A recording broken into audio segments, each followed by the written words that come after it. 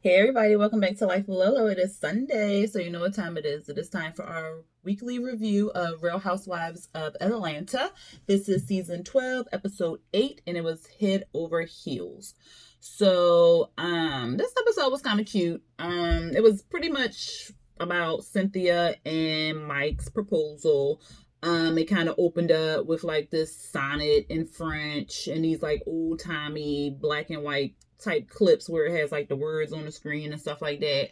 So it broke down like before the days before the proposal. So it started with Tuesday, I want to say. I think it was Tuesday. And while I was showing like the clips, while I was doing like the whole old timey music, the old timey clips, it was showing like scenes of Cynthia and Mike. One section, I want to say that was Tuesday. He had dinner with Mel, Cynthia's mom, his family. Like it was like this big family event, and he was there to have dinner because he was in town from LA for like 4 days, I want to say, because she was also opening up her wine cellar, so she was having a grand opening, so he came over there for that.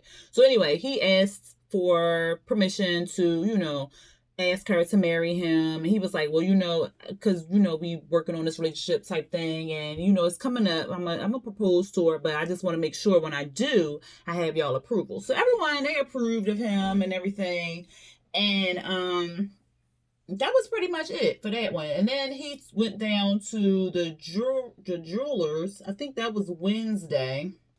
And he went down to the jewelers with his two daughters. I cannot remember their names. I think one name was Kayla, and Noelle was with him as well. And he took them to go pick out the ring. Well, I think he already had the ring picked out, but he wanted them to show it. He was there to pick it up. So he wanted them to see what the ring was. They all approved. They were like, you are so happy, Dad. We have not seen you this happy. Noelle was basically like in her whole Eeyore voice was like, there's nothing that you can do really to make this, mess this up. So, do good. So, I mean, it was all good. It was just like this. I'm so happy for Cynthia. But anyway, we see Portia. She with baby PJ. They putting candles on some little cake, some little chocolate cake or whatever like that. The doorbell ring. It's Dennis. He at the door with candles. Not candles. He there at the door with flowers or whatever. And so then we find out the cake was for him. It's his birthday. So she like, oh, PJ had picked out the cake all by herself. Really? Really, Portia? She a baby. But anyway, she had a chef there. And the chef had made like some steak and shrimp, some little surf and turf. And he was like, oh, what mama trying to do? She looking good. You looking good or whatever. Oh, he makes my skin crawl. But she was like, I'm not doing nothing, And then he was asking her about her trip because, they about to go to Toronto. And she was like, oh, I'm excited. They going to pick up the bags and stuff or whatever. And then the producers in the confessional going to ask her if she had gave him the cookies. She was like,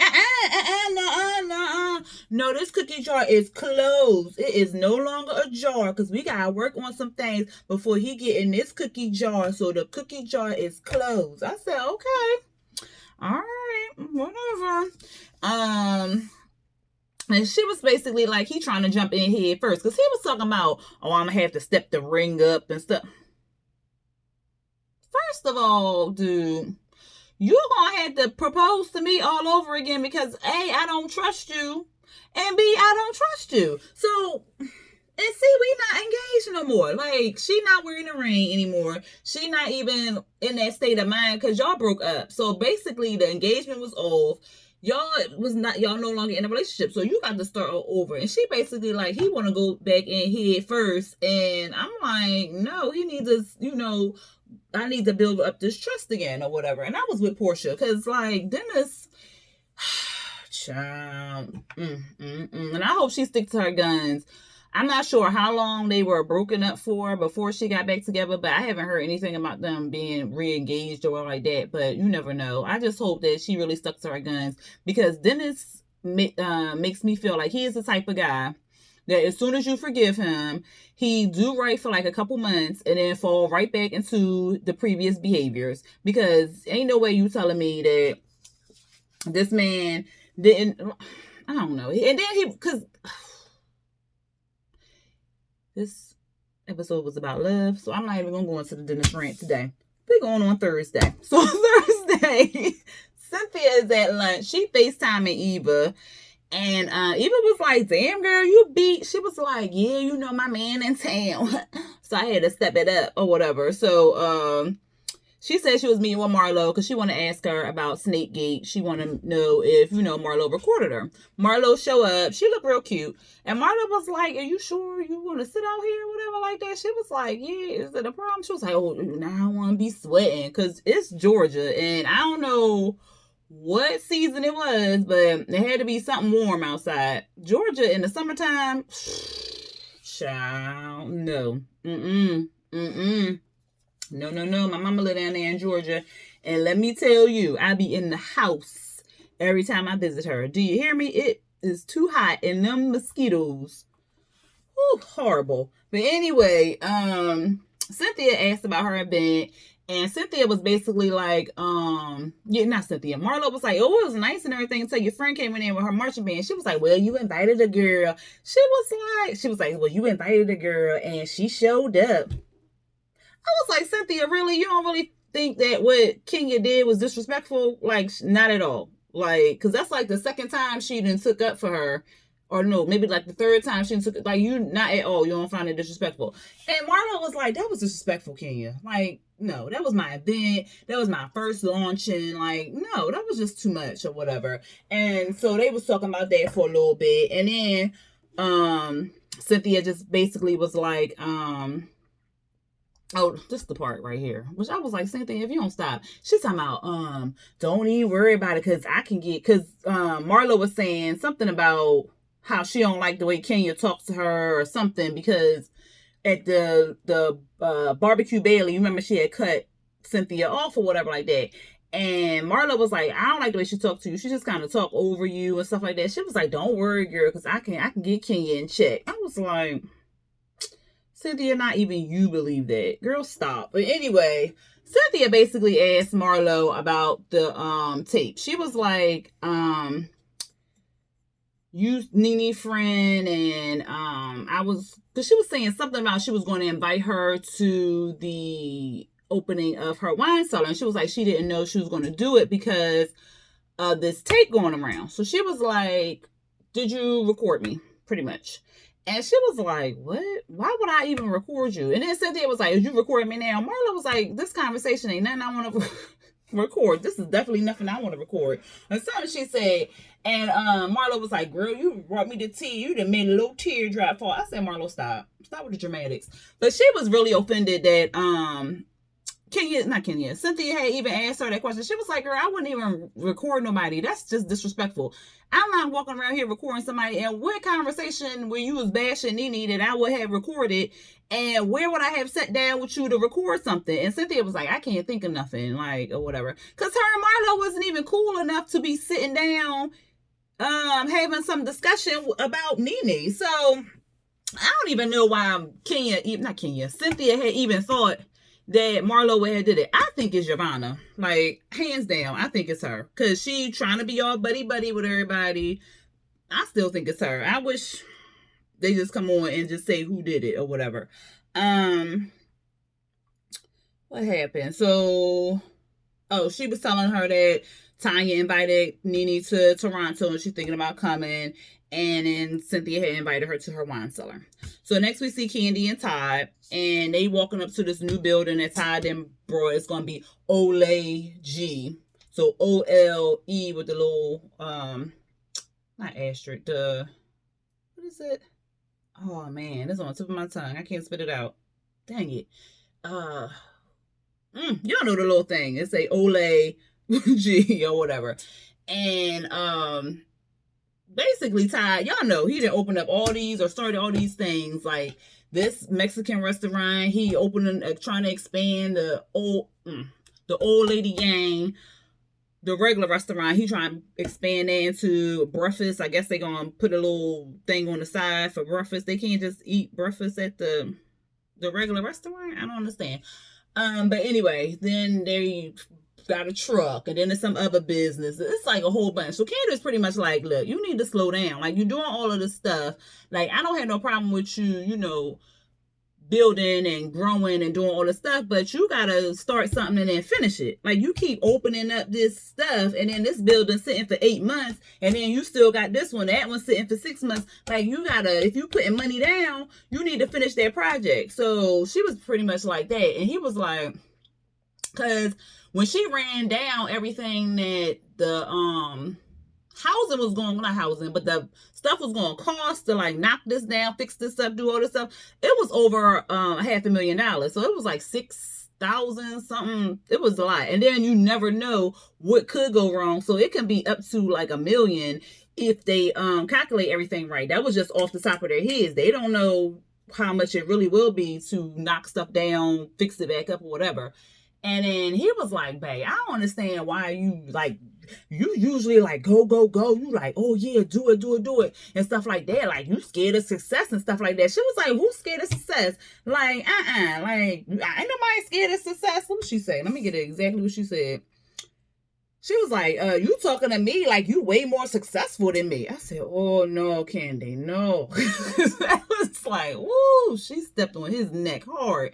And he was like, look, babe, I ain't trying to argue with you like that. She was like, I'm just saying, because if a recession come, you can lose all your money. Like, that's it. Like, you need some backup. You need some residual. You need something. Like, if a recession come, like, then what? And she was like, I survived the recession or whatever. I'm just trying to tell him he need to pace himself and all this other stuff. So it pretty much boiled down to they got too much going on. Then they got the baby coming. And then he not really doing like one-on-one time with her. She like, I'm tired of us getting together and it's always like a birthday or something, or we talking business. Like, can we go out to dinner? And he was like, well, I'll take you out there. I'll make it happen. I'll pop something or whatever. And she said also that Ty is doing a lot to prove that he's not just eating off of Candy. And I can see that, because Candy, we know she is the main breadwinner in the family because she has the most money type thing.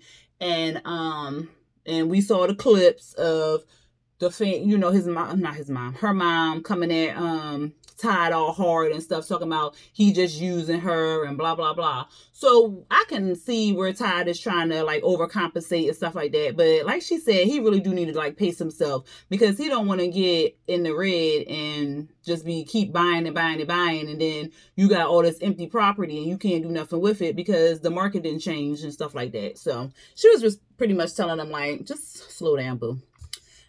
Friday. So Friday is the day of the proposal.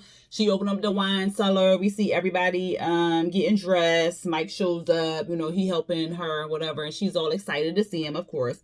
Todd came in with Candy. He asked him about the most expensive bottle. Mike like, yeah, that's gonna be cash or credit. I know that's right. And then Candy was saying how proud she was of Cynthia. And I think this was like a little bit of shade to Ty, because she was like, yeah, Cynthia, she puts her mind to something and she follows it through. I said, oh, I think that's a little shade to Ty. But they showed clips of her doing her, her, what is it, the Bailey agency, then the sunglasses, I forgot what they were called. And then, was it cargo pants or I can't remember, y'all. And, in the wine cellar. So she's like following through with her stuff. She's following through with it, and then she's keeping it, she keeping up with it or whatever like that. Marlo showed up. She's talking about she needs some strong men to help her with some stuff. Then Portia showed up. She looked real cute, talking about she had a hangover from the night before with Dennis, and because it was his birthday and he wanted her to come or something like that. I was like, so she did sleep with him or she was just joking? What else happened? Oh, then Marlo came in with some food in a card and she gave it to Cynthia. And Cynthia read the card. The card was from Nene. And they had like some real sweet stuff in there, whatever like that. It wasn't like an apology, but it was Nene's type apology. But I mean, like I'm sorry goes a long way. So I mean, she could have put that in there. Even if she did it in like small writing. I did say sorry, you ain't see it, girl. No, like, let me get that magnifying glass for you. Like something. She could have did something. But it was Nene. So everybody was all teary-eyed and stuff. And Portia was like, y'all teary-eyed over some cheese and crackers and a card. So she is not feeling Nene, y'all. So then she walked out side or whatever. And then Candy, because Mike had whispered to Candy, he said something like stay later, or like don't leave type thing, because he was going to do something, but he never said what he was going to do. He was just like stick around. Yeah, he said stick around or whatever. So Candy went and texted Kenya, and was like, I think Mike is going to propose, hurry up and come, or whatever like that. So what happened? So Cynthia invited Candy, and then Kenya finally got there, right? Then Cynthia invited Candy, and Kenya. No, was it Cynthia? No, it wasn't Cynthia. Was it Cynthia or Kenya? Did Kenya invite? I can't remember, y'all. But somehow all three of them, Candy, Cynthia, and Kenya, and their husbands or boyfriends or whatever, they was going to dinner. It was going to be like a triple date. So then Cynthia told Kenya, them two, I cannot get their names together tonight. She told her about the card from Nene. Kenya tried to imitate the card and stuff. Cynthia was basically like, I thought the card was real sweet, and it's a shame that she can't be here because it was something stupid. Like, we was fighting over something stupid, and it's a shame she can't be here because we really shared a friendship type thing. Oh, and let me rewind. When she was with Marlo, she had said she still loved Nene or whatever like that, and she didn't say she missed her, but she did say she still loved her, and it was a shame. Like, she was going to invite her to the wine ceremony or whatever like that, but she had left early. So let's fast forward back to the party. Kenya, of course, want to point out that there was no apology in the letter, and Candy was pretty much like, she just felt like y'all was just going to let bygones be bygones, and it just be done with or whatever like that. Yvonne comes over to Cynthia asking her if she got the gift from Nene, and then Yvonne with her old Nene's behind she was just so happy for you and stuff, and if she could have been here, she would have been. That's why I think she recorded Cynthia. Okay. Anyway, Candy. Oh, so while they were standing there, Kenya said, everything looks so good, girl. She says this to Cynthia. Everything looks so good, girl. I just feel it in my spirit. I just feel it all in my spirit that he is going to propose to you tonight. Like, I really feel like he's going to do it. And Candy was like, did you really just say? Like, she didn't say it out loud in front of Cynthia because she knew that it would mess up the surprise and stuff like that. But she pulled Kenya to the side and was like, why would you say that? Like, why would you tell her about that he was going to try to propose to her tonight? Why would you even put that thought in her head? Like, you would have messed up the surprise. She was like, what? I was just talking. It was just conversation. She was like, I thought you was making some real announcement, and that's what you said. And then you stopped, and then you brought it back to the, like, why would you do that? Like, I don't understand. Kenya standing there looking like she all innocent and stuff like that. She don't know what Candy talking about, and she really irritated me in that scene because I was like, really, you really don't see what you did wrong? Now it's in her thoughts that, he gonna propose, so you done ruined the surprise. She not as surprised. That's why she was like, yeah. So anyway, Candy was so upset she had to walk outside with Ty to get some air and calm down. And when she told Ty was like, why would she do that? Like, is they beefing or something? He was confused. Like, he like, why? What? I don't understand. So Eva came in and all that. Eva had showed up later. And then we see Mike. He walked in with the girls. So he shows them the ring. They setting up the plan and everything like that. We saw Marlo on the side. She was talking to Portia and Shamia about Portia and her time out with each other, and how Portia wasn't wanting to talk to Dennis.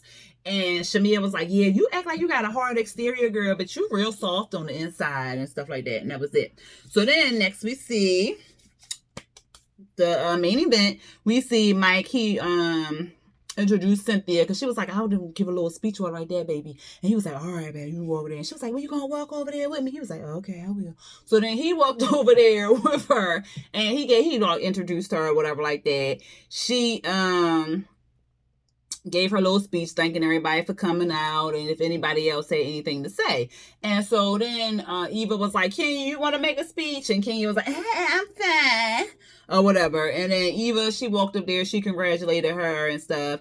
And then Mike, he was just like, he had his wine glass in his hand. He was like, I would like to propose.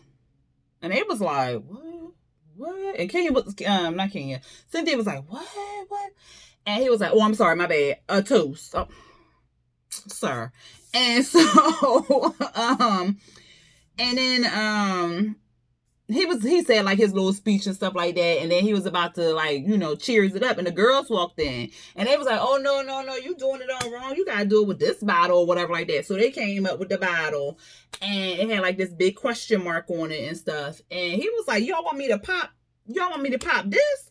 And they was like, yeah. And then he turned it around and it had the question mark on it. So then everybody started screaming, oh my God. And Cynthia was, what? Are you serious? Oh my God. I was like, girl, no. I don't know if she was like genuinely surprised or was it all because Kenya had already planted the seed in her head. So maybe that's why her reaction was a little off. Or did she already know what was really going to happen before Kenya had said something? But anyway, he proposed to her. He got down on his knee and he told her how sweet she was and how bright she was to him. And he was like, you forgave me for my past.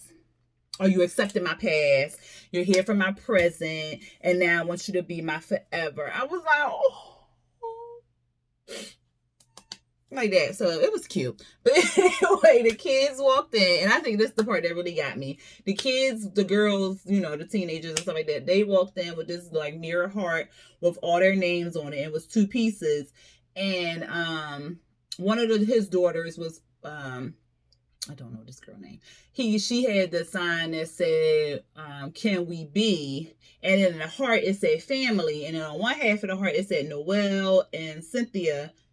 Yeah. And then on the other heart, it said Kayla, Mike, I cannot remember that other girl name. And you put the heart together so that it was family and stuff like that. So it said, can we be family? I was like, oh, this is how it's supposed to be. So it was cute. Of course she accepted. And then Candy was like, yeah, she was acting real thirsty then, but now her thirst is quenched. So whatever. It was cute or whatever like that. And then we see like little clips of Cynthia and Mike after they got engaged and stuff like that. She done flopped her big booty on him. And he like, oh, baby. She was like, why did I gain some weight? He was like, yeah, she was like, I know it's just some relationship. He was like, it's all right, baby. It's all right. She was like, yeah, it's some relationship where I'm pregnant. He was like, yeah, pregnant in your ass. I said, oh, yeah, she do got a big ass. But it was cute.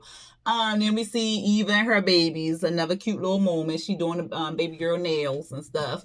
And then we saw Portia, PJ, and her mama. They testing out some baby food. Her mama always eating something. The mama talking about, I done ate something. She was like, oh, you ate it for real? I'm like, what is y'all doing? And then it's the whole triple date. So first we see Kenya and Mark. They in the Tesla. Child, they fussing about the dang ones. Well, not really fussing, but child, she like, oh, I usually just put it in self-drive mode or something. He was just like, yeah, just make sure the insurance money is paid up or whatever like that. And so she started telling them about Mike and Cynthia, how they just got proposed and how she talking about she felt in her spirit. I'm like, girl, you ain't feel nothing in your spirit. Candy told you. So just shut up.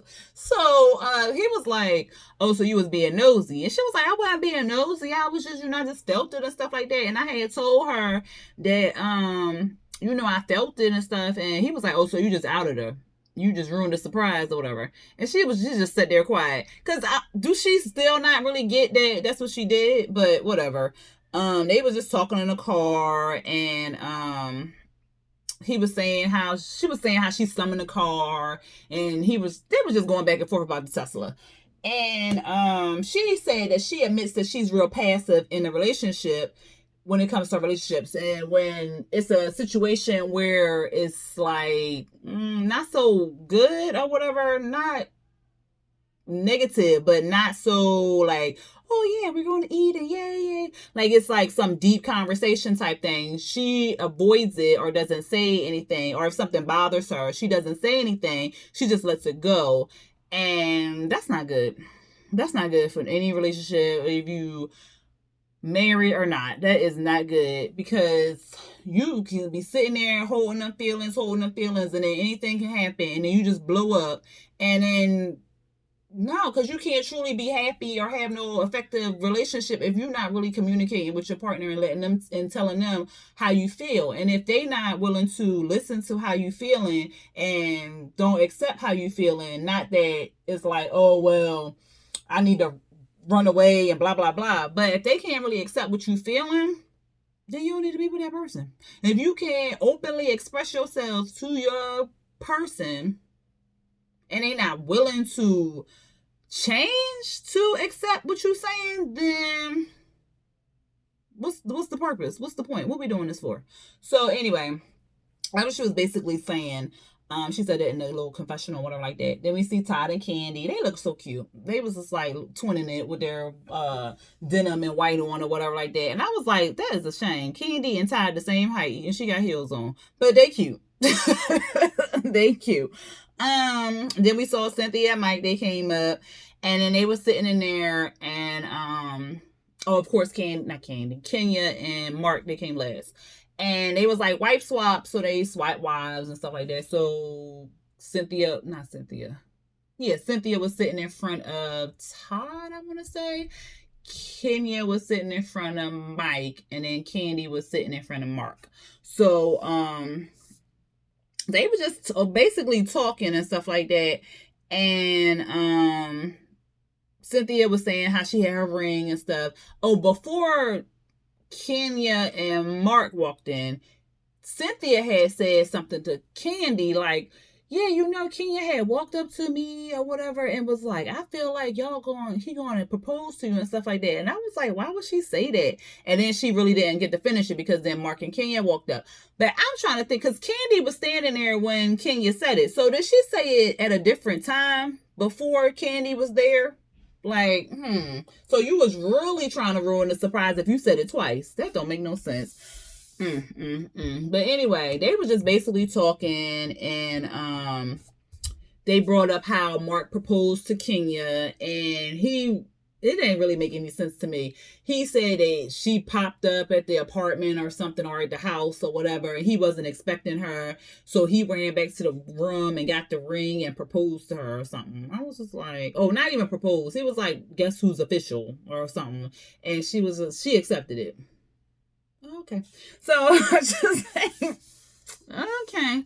And so they was like, well, something about being invited to the wedding or something like that, and Kenya put it on Mark, and he was saying how he was romantic during the wedding, and then Cynthia was saying how they got to plan the wedding, and Kenya was basically like, oh, I got the venue, girl, I know we gonna go, don't even worry about that, I got that all together, I got it planned out. And Mark was like, oh, she already got your wedding and the budget all figured out, and she didn't even talk to y'all. So that was shade he was throwing her way. And then they was talking about the prenup, and she was saying they didn't have a prenup, and Mike and Todd was like, oh, we need prenups and stuff like that. And what happened? Kenya kept saying that she said something to Mark about the prenup, and he was like, no, we ain't talking about no prenup, because if you would have brought up a prenup, we wouldn't have been together. The relationship would have been over, because like, why are we talking about money and stuff like that? And Candy was like, well, if so what is his name? Whatever the name of his restaurant is. If y'all don't have no prenup, something were to happen or whatever like that, and she wanted your restaurant or whatever like that, he was literally like, she could have it all. I built it from scratch to begin with, so she can have it all if she want it all or whatever like that. And Candy was like, okay, y'all heard him, just like a verbal contract and stuff. And so then the guys was like, oh, no, man, he was intoxicated, this ain't right or whatever. And then they was like laughing and stuff, trying to play it off. And he was like, oh no, she can have the domestic restaurants, but she can't have nothing international and stuff. So I mean, it was like that. But in some parts of the conversation, it was real uncomfortable because it was basically focused on Mark and Kenya's relationship and how they not really seeing eye to eye. They is like opposites, and they both strong minded, and nobody's willing to bend or bend or whatever like that, or compromise. Like nobody on their team is willing to compromise. And then he was talking about how Nene was nice to him, and she introduced him to, introduced to what I was like, that's it, that's all they did or whatever. And he was like, she respected me and stuff like that, so I don't have no problems with her. So, and then the guys was like, well, if my girl got a problem with somebody and they talking trash to her, then she got a problem with me. So it's like backing them up and stuff like that. And then Kenya at the end wanted to give some toast to, I thought she was just going to do it to Mike and Cynthia, but she did it to Mike and Cynthia on their engagement. Did it on Kenya, Jesus, Candy and Todd, and then she did it to the guys, saying that they ride or dies and all this other stuff. So that was kind of like shade to Mark because he wasn't really like a ride or die. He didn't really have Kenya's back, which I felt was kind of like, man, like if she got a problem with this woman, like you ain't got to say nothing to her. You don't got to talk to her. You could say hi, bye, be cordial, just, whatever. But you don't got to be like taking up for her and running her like, that's like Nene campaign type thing. Like stick up for your wife type thing. But I think that was it. Let me say, yeah, I think that was like the gist of it. Like it was just like it was weird. Like they was like really arguing, and then they was sitting on the opposite ends. So it was like the conversation they should have just had at home, because then Kenya wanted, because she's passive while it's just them two. But when it was like a whole group of people, she wanted to be like more boisterous. She was feeling herself or whatever like that, getting out what she should have got out with him alone. Like you shouldn't really put your dirty laundry on the table like that in front of friends. Like I don't care. Like you just don't. Just stuff you just don't do. And it was just like the way she was questioning him and all that other stuff in front of people, like that's just too much. And then the way he was barking back at her in front of them, it was just too much. I'm like, yo, if they don't hurry up and go on their separate ways, unless they try to get some kind of counseling or something, then I don't know. But I don't see Mark bending. And Kenya, she'll bend enough, but I don't see her being happy with not being in control or like that. So I don't know, y'all. What y'all think? Y'all let me know what y'all thought about this episode in the comments down below. Next week, they in Toronto. It looked fun. But did y'all see the end of that preview, y'all? Child, I hope they don't be no to be continued. I know that's what they're gonna do to us. I know that's what they're gonna do. But I can't wait for next week's episode. I hope y'all enjoyed this episode, and I hope y'all hit that like button if y'all have really enjoyed it. And like I said, leave some comments down below. Tell me what y'all thought about this episode. And let's see, I don't think I have any more videos. Oh, no, I do. I have a video tomorrow. Love and Hip Hop, if it come on tomorrow, the New York. I think it is. But if y'all don't watch Love and Hip Hop New York and y'all just watch my Real Housewives of Atlanta videos, then I want to wish each and every one of you a happy holiday and a happy new year. And I will see y'all next Sunday, because I think it is still coming on next Sunday. So I'll still see y'all next Sunday. Thanks for watching. Until next time, y'all. Peace.